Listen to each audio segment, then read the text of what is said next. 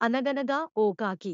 అది పగలంతా ఆహారం కోసం తిరిగి సాయంకాలం తన గూటికొచ్చేది. అదే సమయానికి ఓ రైతు వద్ద ఉన్న ఎద్దు కూడా పొలం దున్నున బడలికతో పశువుల పాక ముందు గడ్డిని నెమరేస్తుండేది. రెండూ కలసి కష్టసుఖాలు కలబోసుకునేవి. ఓ రోజు ఎద్దును చూసి కాకి, మిత్రమా, నువ్వెంత వెర్రిదానివి! ఆ రైతు చూడు, నీ మెడపై కాడిని ఉంచి పగలంతా చాకిరీ చేయించుకుని సాయంత్రానికి 4 గడ్డిపరకలు కాస్త కొడితి నీ ముఖాన పడేసి చేతులు దులుపుకుంటున్నాడు.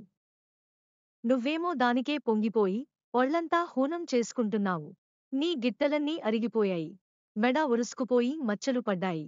అదే నేను చూడు, నాకు నచ్చిన ఆహారం కనిపించగానే టక్కున ముక్కున కరుచుకుపోతాను. అది ఎవరిదైనా లెక్కపెట్టను. అందులో ఎంత మజా ఉందో నీకేం తెలుసు? చౌర్యం ఒక కళ. అది ఎంత సంతోషం కలిగిస్తుందో తెలుసా? ఇకనైనా నిజం గ్రహించు. నీ బంధనాలు తెంచుకో.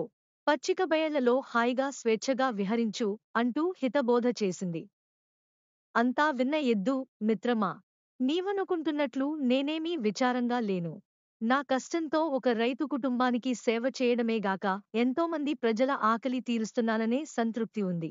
అది నాకు సంతోషాన్ని, బలాన్ని ఇస్తోంది. కాబట్టి నీ సలహాను పాటించలేకపోతున్నందుకు క్షమించు అని తాపీగా చెప్పింది. ఆ మాటలతో కాకికి కళ్ళు తెరుకున్నాయి. తన ప్రవర్తనను మార్చుకోవాలని నిర్ణయించుకుంది. నీతి: ఇతరుల దగ్గర్నుంచి అన్యాయంగా తెచ్చుకునే తిండికన్నా కష్టపడి సంపాదించిన ఆహారమే మిన్న.